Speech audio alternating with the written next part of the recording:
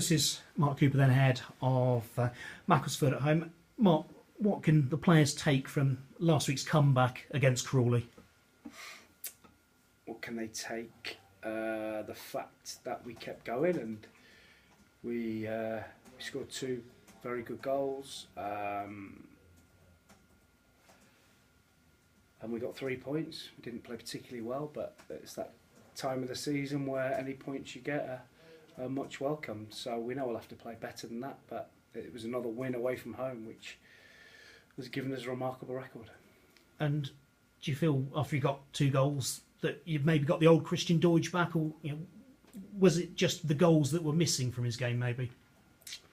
I think it's synonymous maybe with how we've played a little bit. We've probably not given him enough chances, to be perfectly honest. So 2 great bits of play to provide the chances for him from Reece Brown and Junior Mondale.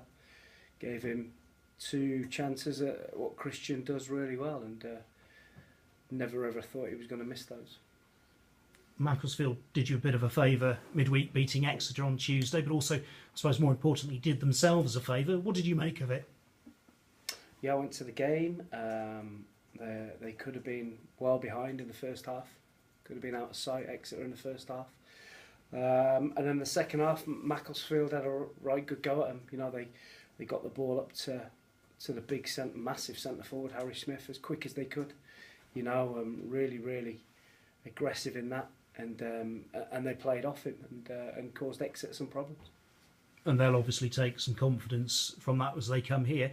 They do seem very difficult to beat at the moment, but I suppose no different to what you'd expect any team in their situation scrapping to get out of it. Of course, yeah, they play the back 5 and difficult to break down. Saying that, Exeter had some good chances in the first half.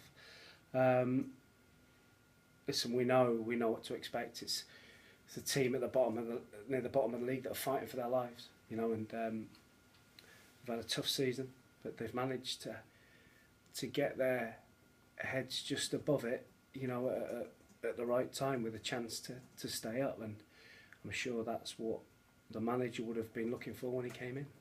And you mentioned Sol Campbell there. What do you make of the job that he's done? Yeah, he's done well. He's got a very, very big squad of players to pick from, so he's had to try and sort out that department and which players he uses and which players he doesn't, and he's stuck to a pretty settled lineup with a back 5, and you know, they've brought the big centre forward in to be the focal point, so he's done a good job, and if he keeps him up, it'll be a very good job. Obviously, people come here expecting you to win, but how much do you need a repeat of the noise and the atmosphere that you had against MK Dons? It's always nice, of course, to have an atmosphere. Always nice to have a positive energy in the stadium, and it showed that players respond to that rather than negative energy. But you get that by playing well, I suppose. And we know that we have to play well to have that positive energy in our stadium, and hopefully we can get that on Saturday. Obviously, making the playoffs is, if you like, the first target after trying to get 3 points on Saturday, but how much do positions within those playoff places also count as well, in terms of, you know, could you be aiming for a home leg second, for instance? Well, I think first and foremost you've got to get as many points as you can. I don't think we'd ever really be looking and targeting, if we were to get in the playoffs, who we'd want to play, because within the blink of an eye that can change with 1 goal. In the last game of the season you could end up playing someone that you perceive that you don't want to play, so we're just going to try and play as well as we can, get as many points as we can, and see where we finish. Reece Brown's been nominated for March's Player of the Month. How good to see his contribution recognised?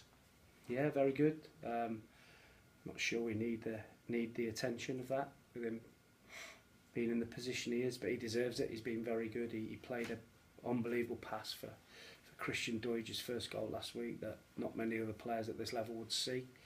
And he's had a brilliant season. Just shows, you know, like, he was vilified a lot last year. And it just shows with a little bit of positivity and energy, and on his side, realising what needed to be done as a professional, what you can achieve, and he's gone from someone last year that nobody really was bothered about him playing in our team or looking at him, to progress higher up the pyramid to now one that is probably on a lot of clubs' lists, recruitment lists for the summer. And you said, maybe you could do without the attention on him, but did you maybe dodge a bullet with him not being in the League Two Team of the Year, which does seem a bit of a bizarre one? I think everybody knows about Reece now, so whether he's in that or not, it doesn't matter. Everyone knows about him. It's whether anybody else will afford him the luxury that we do of him kind of being the fulcrum of what we do. Injuries, how's the squad for Saturday? Good, we're in a good place. Poor Digby's got an ongoing ankle problem, which was sore last Saturday when he came off. But we're more or less in good full health. Thank you, good luck. Thank you. Mark, how do you turn your outstanding away form into good home form? If I knew that, Ash, I wouldn't be sat here. Difficult one. Sometimes it works like that. Sometimes teams have a strong home form and can't win away. Sometimes they draw a lot of away games, but we've won a lot of away games, and maybe that's just the way it is this year, and we have to, if we can, we keep winning away and try and do what we can at home.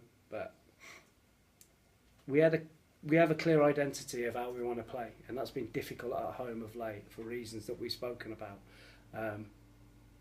And when we do get away from it, we're not as effective. So we have to try and get back to that as quick as we can. Whether circumstances allow that, we'll have to see. Yeah.